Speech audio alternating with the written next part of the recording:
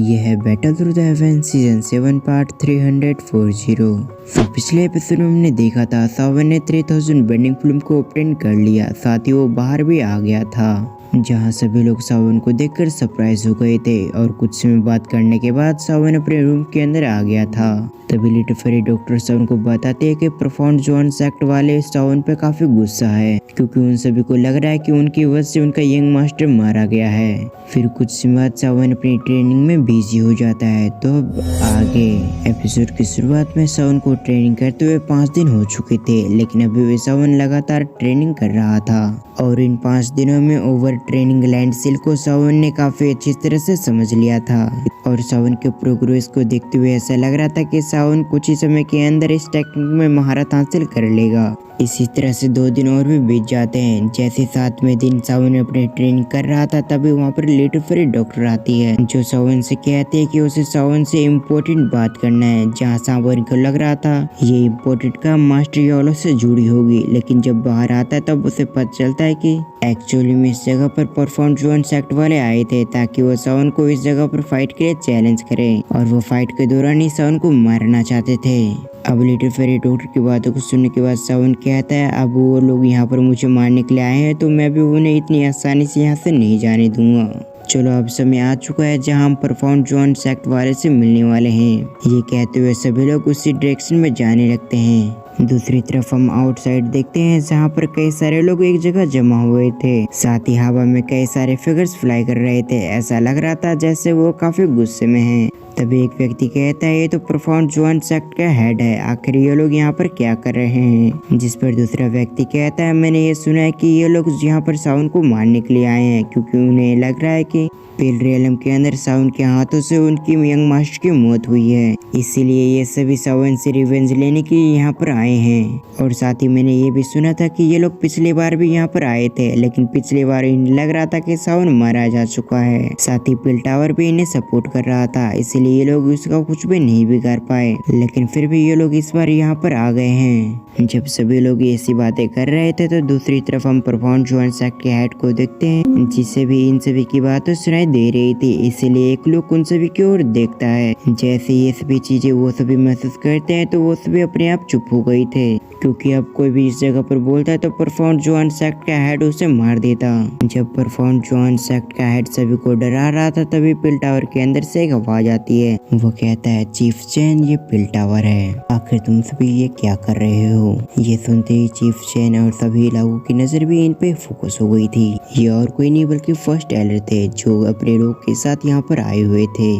तभी चीफ चैन फर्स्ट एलर से कहता है, तुम अपने उन लोग के साथ दूसरों लोगों को डरा सकते हो, लेकिन मैं तुमसे बिल्कुल भी नहीं डरने वाला। मेरा बेटा सावन के हाथों मर रखा है, इसलिए मैं आज सावन को यहाँ पर मारने आया हूँ। ये सुनने के बाद फर्स्ट एलर कहते हैं, मैंने तुमसे पहले बता रखा है कि तुम्हारे बेटे को मारने वाला और कोई नहीं बल्कि होल ऑफ सोल ओल्ड मोगू है, इसीलिए अगर तुम्हें बदला लेना है तो तुम होल ऑफ सोल जाकर ओल्ड मोगू को मारकर उससे बदला ले सकते हो। जिस पर चीफ चैन कहता है, भले ओल्ड मोगू ने मेरे बेटे को मारा हो, लेकिन जितना ओल्ड मोगू की गलती थी उतना सावन की भी गलती है, इसलिए मुझे सावन चुपचाप हैंड ओवर कर दो, क्योंकि आज मैं किसी भी तरह से सावन को मार के जाऊंगा। ये सुनते ही फर्स्ट एलर काफी गुस्सा हो गए थे। वो चैंटियन से कहते, आखिर तुम्हारी हिम्मत भी कैसे हुई, वैसे भी तुम हो कौन जिसकी हम बात माने, तुम्हारे पास इतनी क्वालिफिकेशन नहीं है कि तुम हमें झुका सको। तभी चैंटियन के पीछे से एक फिगर आता है, जिसे देखने के साथ ही सभी लोग सरप्राइज हो गए थे। वो सामने आते हुए कहता है, प्रोफाउंड जोन सेक्ट हमारे सेक्ट का एक छोटा सा हिस्सा है, और तो और जो व्यक्ति मरा है वो प्रोफाउंड जोन सेक्ट का लीडर का बेटा है, इसीलिए हमें उसकी मौत का बदला लेना ही होगा।